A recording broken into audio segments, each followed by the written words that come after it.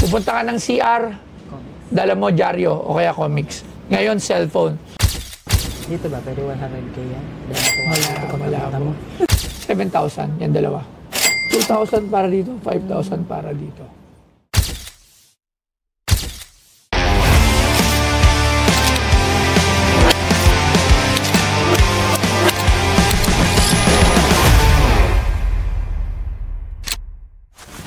Ay, magandang hapon po.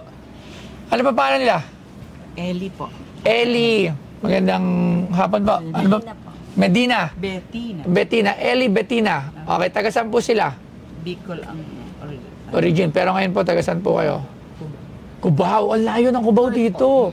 Ilang minutes ang biyahe? 16. Sabi sa Grab. Alright. Ano po ang sadya nyo dito sa amin ngayon?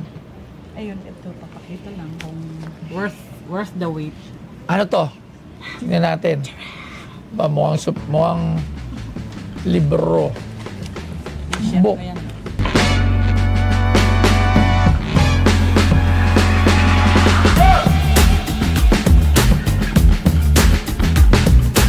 Ang Martial Law in the Philippines, My Story, ay isang librong isinulat ni Aquilino Nene Pimentel Jr., isang kilalang senador at tagapagtanggol ng karapatang pantao. Inilathala ito upang ilahad ang kanyang personal na karanasan at pananaw sa ilalim ng batas militar ni Ferdinand Marcos mula taong 2072. Sa aklat, ikinuwento ni Pimentel ang kanyang pagkakakulong, panggigipit ng Estado at ang kalagayan ng demokrasya noong panahong iyon. Ang aklat ay mahalaga hindi lang bilang personal na salaysay, kundi bilang historikal na dokumento para sa mga kabataang nais maintindihan ang katotohanan sa likod ng martial law. At ang binebenta sa Pinoy Pawn Stars ay ang libro ni Aquilino Pimentel Jr. Ha? Patient ko yan. Patient. Ano po ba si ma'am dati? Medtech po. Medtech. Saan hospital? Ano kasi outside the hospital, diagnostic. Diagnostic. Ito na to isa. Ito, if you want this, yung ano naman to bago si General. Ano yan? Si Pimentel to. Aquilino Pimentel, yes. Kaya, nene. See? Yan ang perma niya. Ano yan? Mga siguro 3 times before siyang namatay bago na to inamasa. Angelo, duyan ng kapayapaan. Sino naman po si Angelo? Hindi po ba ito yung expert ko, si Angelo Bernardo? Si ano po yan? Si General Angelo. Yung nagpamatay. May signature? Rulo kasi yung signature. Yun ang sadak, siyempre. Kwento niya dito yun. Pero at least ito po, compilation din yung mga comics natin nung araw, di ba? Okay. Tapos pinabookbind. See? Alright. Oh, di ba? If you want to, marami pa Filipino. akong dadalhin dito. Try na ilan. Alright. Filipino state. Oh, di ba? Yung mga nung araw. Ako, ang hinahanap ng mga comics, yung mga funny. Funny comics. Kasi yung binabasa ko nung bata ko. Andyan din yung Nightmare. Kasi dati, nung wala pang social media na, talagang ang libangan ng tao, dyaryo, Tama. comics. Pupunta ka ng CR, dala mo dyaryo o kaya comics. Ngayon, cellphone. Dati kasi, kukonsumo ka lang ng ilang minuto sa CR kasi konti lang yung mababasa mo. Matatapos mo na yun. Isang basahan, mga 15 minutes. Ngayon, pag sa banyo ka, cellphone, ang tagal. Inaabot ka isang oras. Kasi nga, unlimited na yung browsing. So, yun lang yung story sa mga comics, sa mga manonood natin. Mga nakaabot ng era ng... Luwayway, hindi ako masyadong nagbabasa yun. Talagang kasi mga Tagalog. Ang paborito mga comics na tanda ko, fantasy comics, nightmare comics, tapos yung funny. Yung mga nagre-rent sa ano, di ba?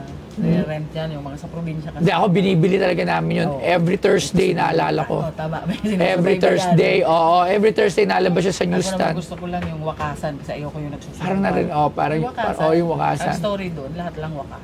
Tapos yung dyaryo, every morning and lunch, may nagdi-deliver sa amin, nagbabike ng dyaryo. Sabihin may kaya, kasi may nagdi-deliver. Hindi naman, talagang, si daddy kasi OFW. Opo, binibili namin. So, ano pa yan? Ito, kaso hindi nalinis, pero ano to, pamana to ng lola ko. Ayan, lola ko, nanay niya yan. Silver ito dapat, kasi it was not clean. Lola yan naman ng mama ko. Alikabok kasi na. Inaamoy talaga, sorry. Oo, inaamoy. Binigyan ko Alikabok. Pag simot ko na, alikabok yung hindi. Kasi titignan ko ako silver eh. Ganun ba yun? Inaamoy po. Opo, sa amoy pa lang. Malalaman man ako silver. Okay, sige. Pag amoy utot, silver. Hindi, joke lang. Kaya yan D80. Lola yan ng mama ko. Dalmasya, Amaro Tang. Alright, hindi natin to matitest kasi kailangan na. Oy! Eto, gusto ko ta. Love mo yan Ayan, ito maganda to. 1827 yan.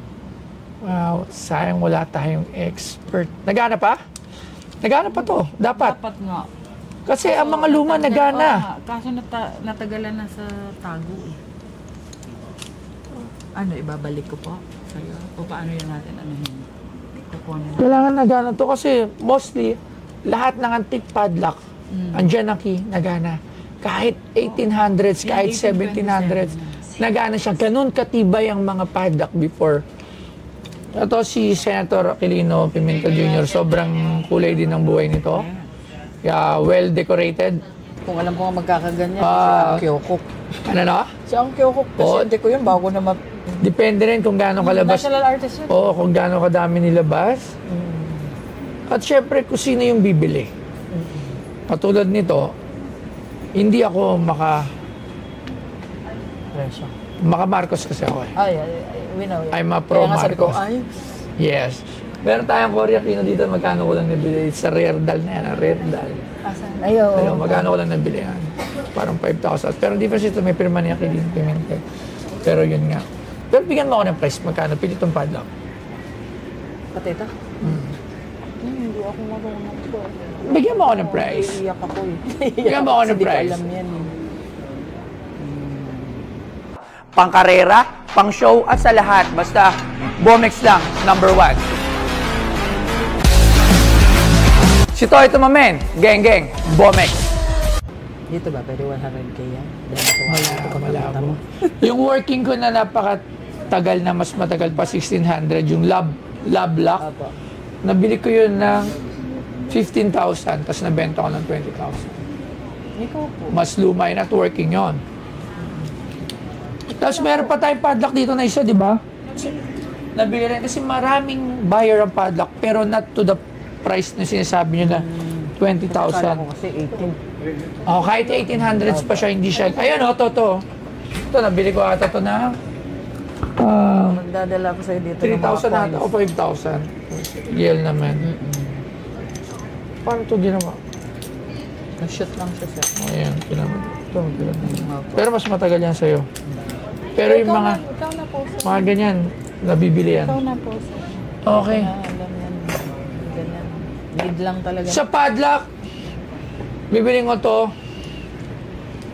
Kahit hindi ko pa nabubuksan, kasi kailangan nabubuksan ito. Hindi ko lang alam. Kung nabubuksan ito yung sa Hindi, ano nga din ulit. WD-40. Hindi ito nabubuksan. Sino lagay mo na yun kasi ayaw na yun. So padlock, 5,000. Ito ayaw mo. Hindi natin test eh. Tsaka silver value lang yung bibilin. Okay, unless gamit siya ng isang kilalang tao, sa kanyang galing, medyo mas mataas. Pero kung normal lang, silver value lang. So kung magkano yung timbang na silver, dun lang yung ganun na mangyayari. Hindi yung age. Yes, wala yung age. Silver value lang. Sa book, Ko alam. Ikaw na po. pura book mapakili ng Pimentel. Duro.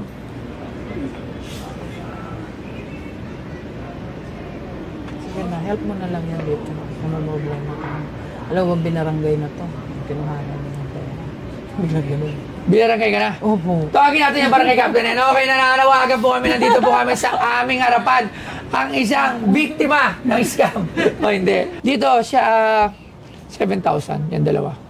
2,000 para dito. 5,000 para dito. Yun lang talaga yung sa tingin ko price Hindi para mo doon. gawin 10,000 man lang yung dalawa. Dito nag-take risk ako. Binili ko to ng walang expert. Hindi ko nga alam kung 5,000 yung value. Hindi ko na alam kung foreign, kung ano to. At hindi nagana. Pero gusto ko lang kasi natutuwa lang ako sa padlock. Dapat pala lahat ng padlock. Hanapin Oo na maganda lang siya. So, hindi ko nga alam, parang sira na rin kasi talaga eh. Pero dapat to dito nasisira. Yung padlock ay hindi nasisira. Lalo na yung lumang-lumang panahon. It's unbreakable. Sabi nga niyan. Okay. Hindi lang natin talaga alam. Kawawa naman. 7,000 pesos. Maraming salamat, Ma'am Betty. Eli, baliktad. Ano ba pangalan? Eli. Eli, Ma'am Eli. At kay Betty. Betty. Yan, Ayan, Betty. magpa-scam ka ulit para matulungan mo yung mama mo. Correct. So maraming salamat. Papunta po tayo sa office para po mabayaran po kayo tsaka may interview. Thank you po sa Pinay Pawn Stars. Nabili po yung binibenta ko ng 7,000. Lalo na po kay ano. Lalo na po kay Boss Toyo.